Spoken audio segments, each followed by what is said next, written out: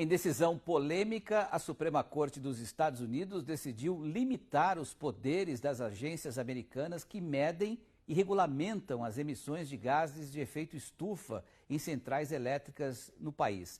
Na prática, a decisão vai contra as pautas ambientais do presidente Joe Biden, como aquecimento global e preservação de florestas. E, por outro lado, é uma sinalização positiva para produtores de carvão e de petróleo. Sobre essa decisão, vamos conversar com o professor do Instituto de Energia da PUC do Rio de Janeiro, Edmar Almeida. Edmar, qual que é a sua análise em relação a essa decisão da Suprema Corte e como é que ela impacta essa política de transição, né, de matrizes energéticas, não só nos Estados Unidos, mas no mundo inteiro? Qual o sinal que se passa com essa decisão? Boa noite, prazer tê-lo aqui, professor. Eu que agradeço o convite. Então, eu acredito que essa decisão da Suprema Corte reflete a polarização política que existe nos Estados Unidos, mas coloca em tela, né, que existem dois lados na questão da transição, né? Por um lado, existe essa pressa para promover rapidamente a transição energética, as fontes renováveis de energia, criando restrição para as energias fósseis, e essa é a política do governo americano, né? Mas, por outro lado, existe uma resistência crescente da população comum, né, em relação aos preços elevados dos combustíveis, né?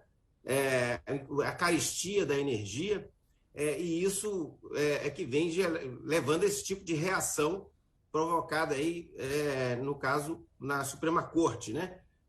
Então, realmente, isso coloca um desafio muito grande para o governo Biden, né, para promover as políticas de transição energética, e vai levar à necessidade de você buscar um maior equilíbrio nessas políticas, em particular um planejamento com relação a um equilíbrio da oferta de energia, né? Ou seja, a população comum, né, uma parcela importante da população, não aceita pagar um preço elevado por essa transição energética, e isso se reflete em uma oposição, né, a esse tipo de política de restrição aos fósseis, no caso americano. Agora, professor, o Joe Biden, ele tem feito uma série, né, de críticas às políticas ambientais aqui no Brasil, em relação à floresta amazônica. Como é que fica a credibilidade do governo americano agora com essa decisão da Suprema Corte que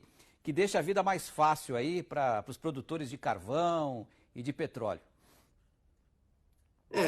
Realmente, isso coloca, vamos dizer assim, coloca em xeque essa credibilidade, né? Na verdade, os Estados Unidos têm o seu dever de casa do ponto de vista ambiental para fazer. É o segundo maior emissor do mundo, né? Um país que tem que consome muita energia, é o maior consumo de energia per capita.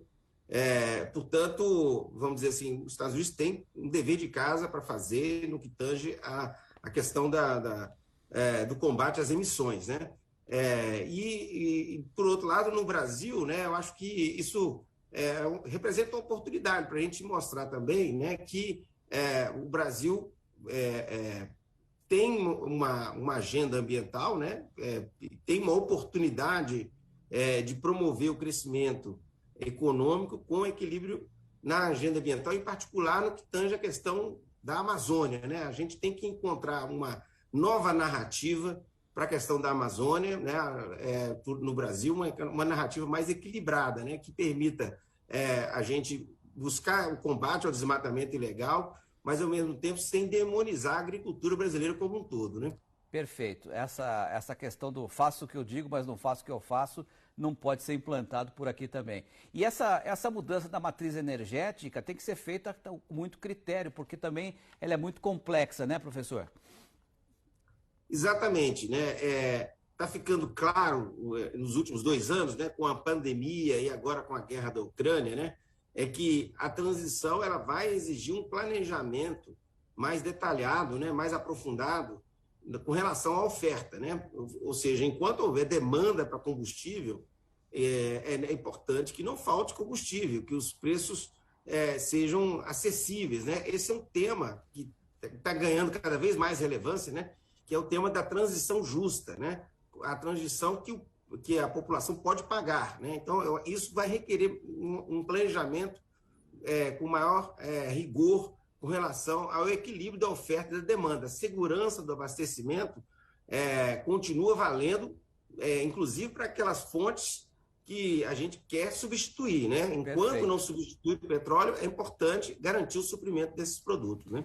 Perfeito. Eu conversei com o professor do Instituto de Energia da PUC do Rio de Janeiro, Edmar Almeida. Obrigado, professor. Ótimo final de semana. Até uma próxima.